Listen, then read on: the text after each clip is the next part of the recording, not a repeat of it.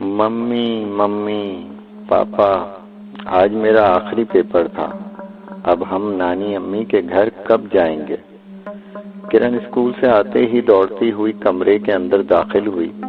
آپ دونوں نے مجھ سے پرومس کیا تھا کہ جب میرے پیپر ختم ہوں گے آپ مجھے لے کر جائیں گے۔ بتائیں نا پاپا، آپ مجھے لے کر جائیں گے نا؟ ہاں ہاں بیٹا، ضرور۔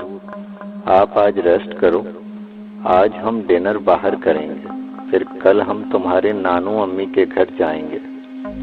یاہو، تھینک یو سو مچ پاپا۔ آکاش اور مسکان بچپن سے ایک دوسرے کو پسند کرتے تھے اور وہ دونوں ایک دوسرے کے کزن بھی تھے۔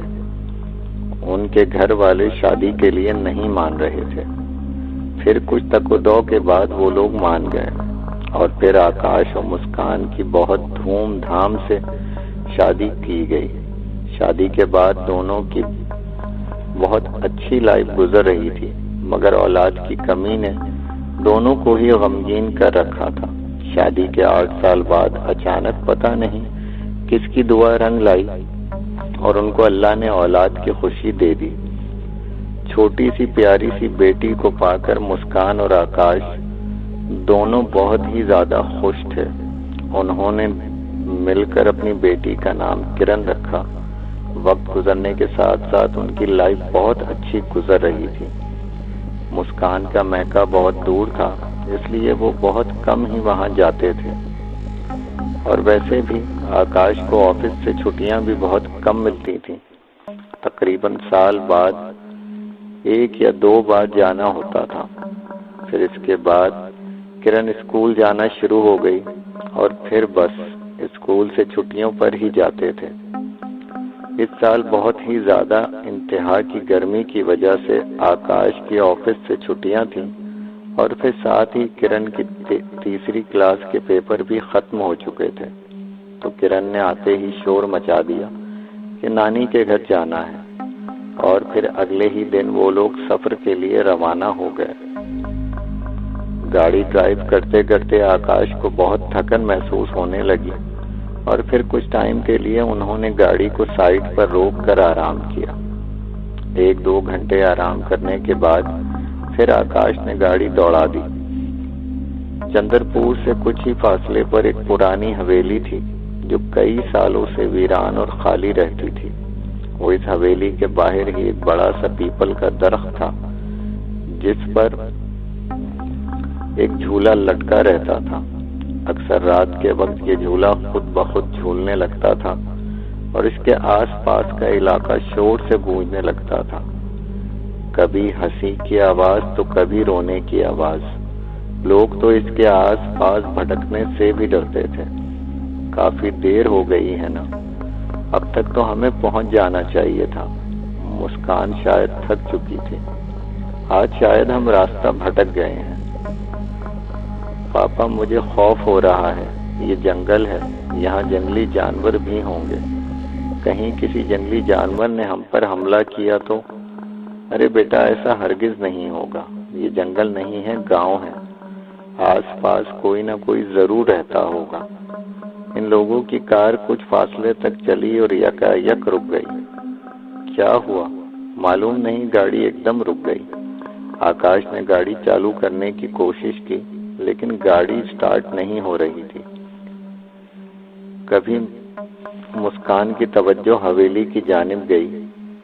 دیکھو، یہاں پرانی حویلی ہے، ہاں ممکن ہے وہاں کوئی ہو، چلو دیکھتے ہیں۔ وہ گاڑی سے اتر کر حویلی کی جانب چلنے لگے۔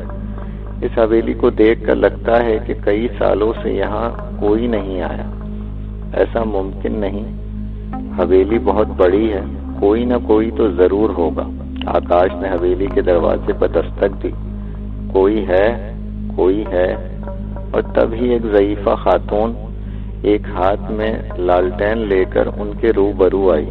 کون ہو تم؟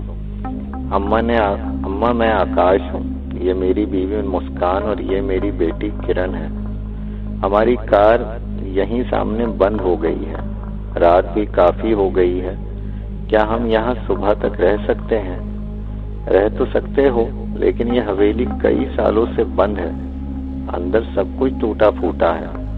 کوئی بات نہیں، ہمیں صرف سر پر چھت مل جائے یہی کافی ہے، مسکان نے جلدی سے کہا۔ ٹھیک ہے۔ اس ضعیفہ خاتون نے حویلی کا دروازہ کھولا اور پھر سبھی لوگ اندر داخل ہوئے۔ آج رات تم لوگ یہیں ہال میں سو جانا۔ جی ٹھیک ہے۔ ضعیفہ وہ لالٹین وہیں رکھ کر چلی گئی۔ اس کے جانے کے بعد آکاش اور مسکان گفتگو کرنے لگے۔ کتنی عجیب خاتون تھی نا یہ۔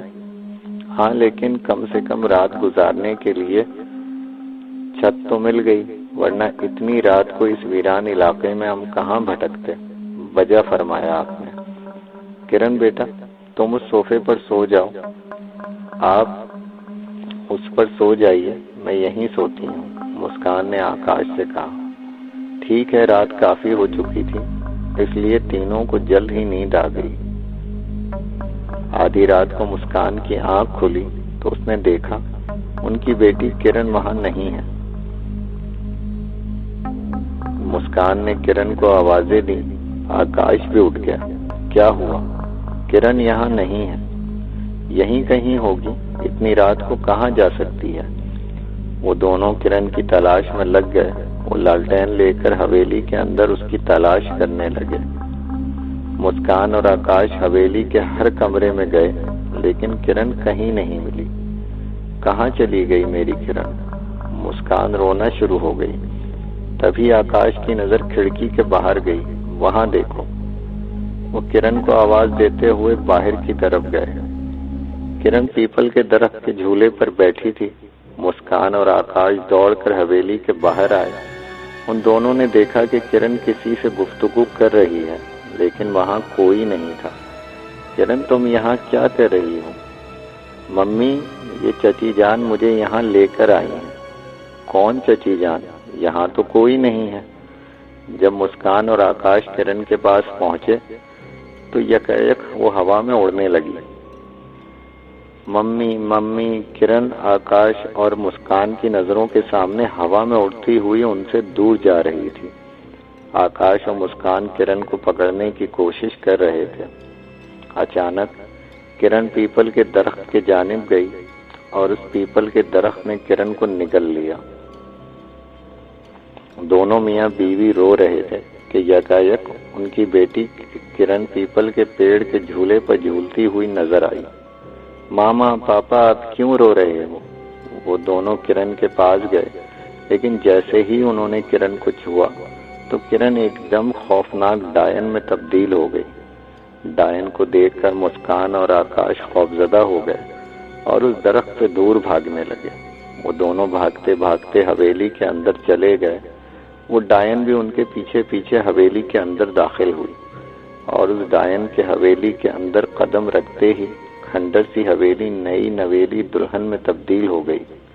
تم لوگ خود میری حویلی میں داخل ہوئے ہو، اب تمہیں کون بچائے گا؟ آکاش اور مسکان حویلی کی سیڑھیوں پر چڑھنے لگے تو اچانک سیڑھیاں خود بخود نیچے کی جانب چلنے لگیں۔ آکاش، یہ ڈائن ہمیں نہیں بخشے گی۔ صحیح کہا تم نے، ہرگز نہیں بخشوں گی۔ ڈائن نے مسکان اور آکاش کو زمین پر پٹخ دیا اور زور زور سے ہنسنے لگی۔ ڈائن 1 سے 2، 2 سے 4، 4 سے ڈھیر ساری ہو گئیں۔ ساری ڈائنیں ایک ساتھ زور زور سے ہنسنے لگیں۔ مسکان اور آکاش خوف کے مارے کانپ رہے تھے۔ چھوڑ دو ہمیں، جانے دو گھر، ہم نے تمہارا کیا بگاڑا ہے؟ تمہاری غلطی یہ ہے کہ تم نے میری حویلی میں بنا اجازت قدم رکھا ہے، اور آج تک جو کوئی بھی یہاں آیا ہے زندہ بچ کر یہاں سے نہیں گیا۔ پلیز ہمیں چھوڑ دو، ہمیں جانے دو۔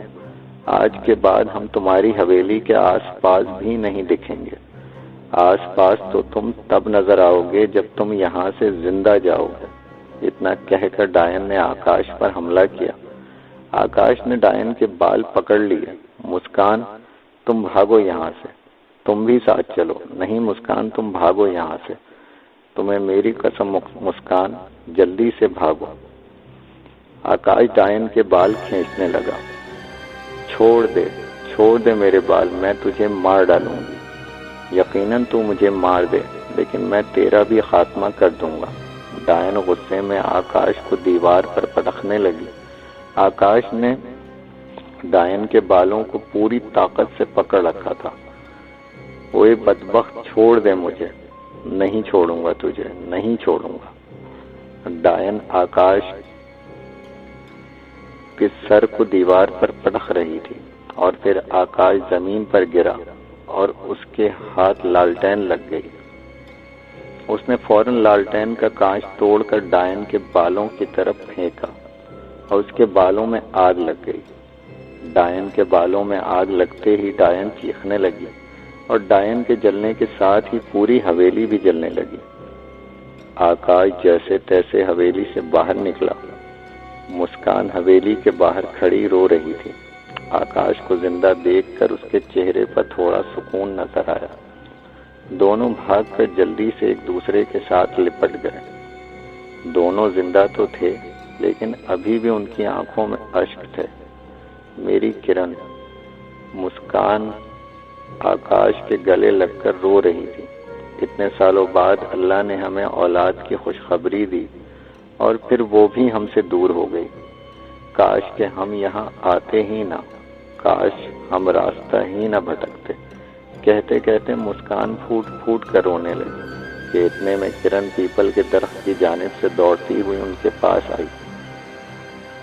کرن، تو ٹھیک تو ہے نا؟ کرن زندہ ہے۔ آکاش دیکھو نا، کرن زندہ ہے۔ مسکان نے دوڑ کر اپنی بیٹی کو گلے لگایا، اس کا ماتھا چوما۔ اوپر والے کا لاکھ لاکھ شکر ہے تو بچ گئی، لیکن کیسے؟ تم تھی کہاں بیٹا؟